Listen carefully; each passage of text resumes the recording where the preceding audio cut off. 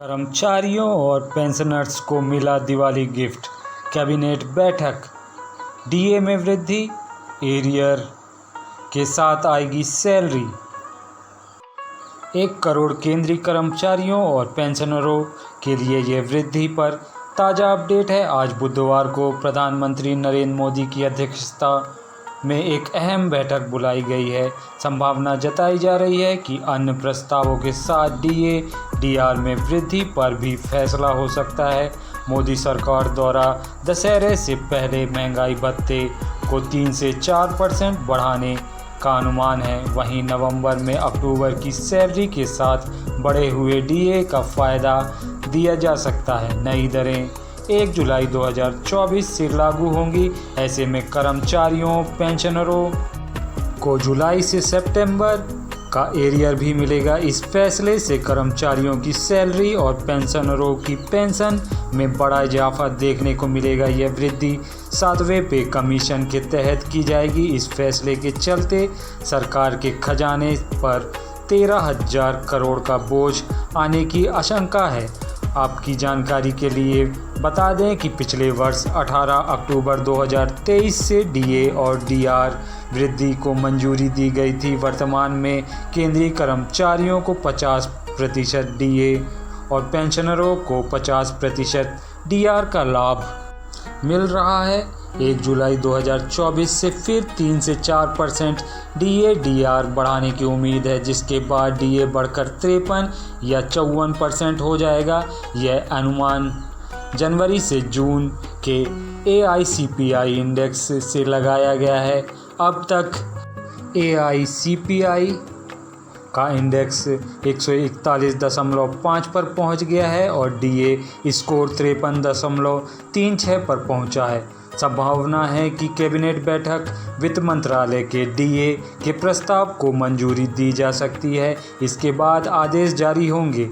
इससे 49 लाख कर्मचारियों और 68 लाख पेंशनरों की सैलरी और पेंशन में ज़बरदस्त इजाफा देखने को मिलेगा। वर्तमान में किसी कर्मचारी की सैलरी 55,200 रुपये है तो उसे 27,600 रुपये डीए मिलता है।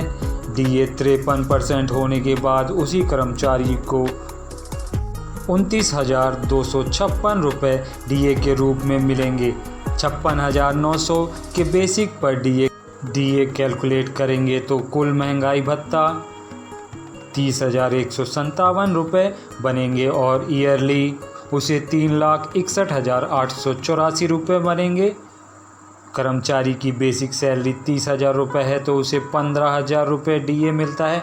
वहीं 53% होने पर 16,900 रुपये डीए के रूप में मिलेगा। किसी पेंशन धारक की बेसिक पेंशन 25,000 रुपये है तो उन्हें डीआर के तौर पर 12,500 रुपये मिलते हैं। डीआर 53% हो जाने पर उसे 13,250 रुपये मिलेंगे। कैसे तय होता है डीए?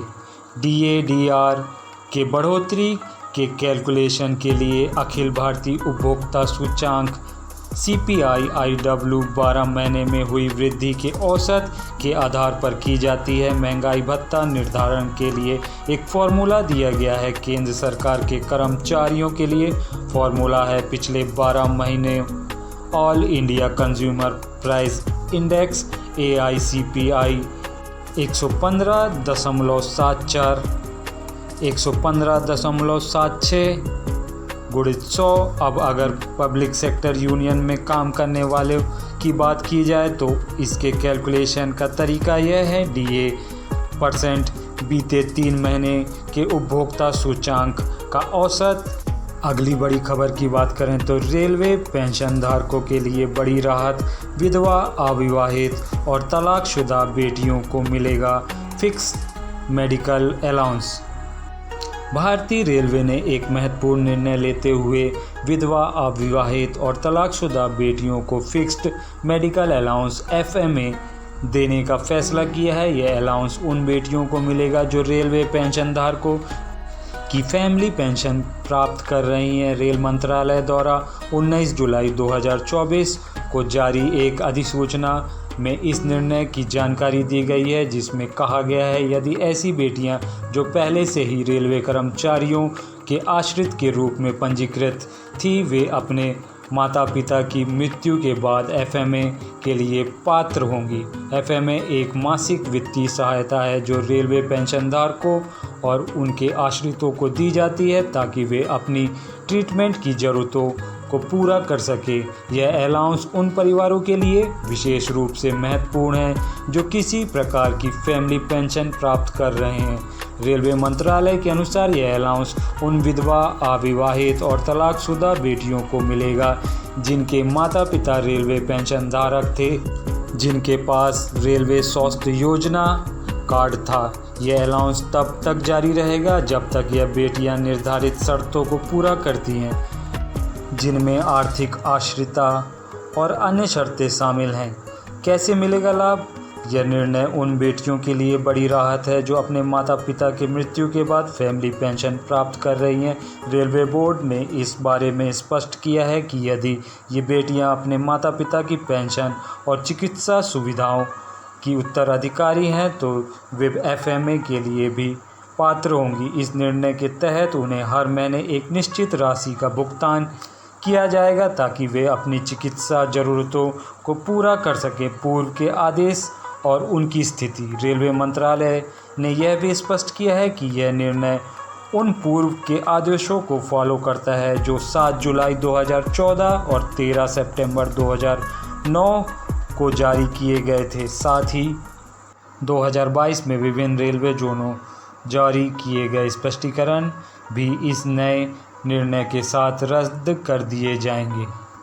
रेलवे मंत्रालय का यह निर्णय उन विधवा, अविवाहित और तलाकशुदा बेटियों के लिए बड़ी राहत लेकर आया है जो फैमिली पेंशन पर निर्भर हैं, और इस फैसले से उनके खर्चों का बोझ कुछ हद तक कम होगा और वे अपना जीवन अधिक सम्मान और सुरक्षा के साथ जी सकेंगी। यह कदम रेलवे पेंशनधारकों और उनके आश्रितों के लिए एक महत्वपूर्ण बदलाव की दिशा में उठाया गया है।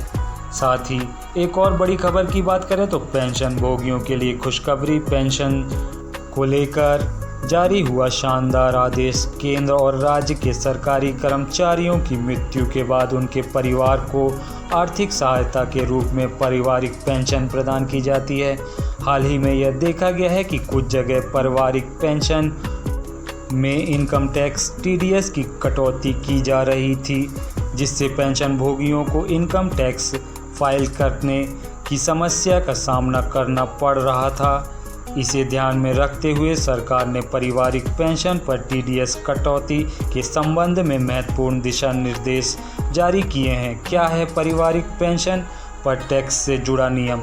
आयकर अधिनियम 1961 की धारा 192 के तहत पारिवारिक पेंशन को आय के अन्य स्रोत के अंतर्गत वर्गीकृत किया गया है। इसका मतलब है कि पारिवारिक पेंशन वेतन या सामान्य पेंशन की तरह कर योग्य आय नहीं है। इसी वजह से पारिवारिक पेंशन पर 192 की धारा के तहत टीडीएस काटने का नियम लागू नहीं होता है। सरकार द्वारा जारी किया गया दिशा निर्देश वित्त मंत्रालय भारत सरकार ने परिपत्र संख्या 24/2022 दिनांक 7 दिसंबर 2022 में स्पष्ट किया कि पारिवारिक पेंशन में आयकर की कटौती नहीं की जानी चाहिए। इसके अनुसार पारिवारिक पेंशन से टीडीएस काटना गैरकानूनी है और यह पेंशन भोगियों को अनावश्यक परेशानी में डालता है। इस दिशा निर्देश का उद्देश्य पारिवारिक पेंशन धारकों को राहत प्रदान करना है और उनके अधिकारों की रक्षा करना है।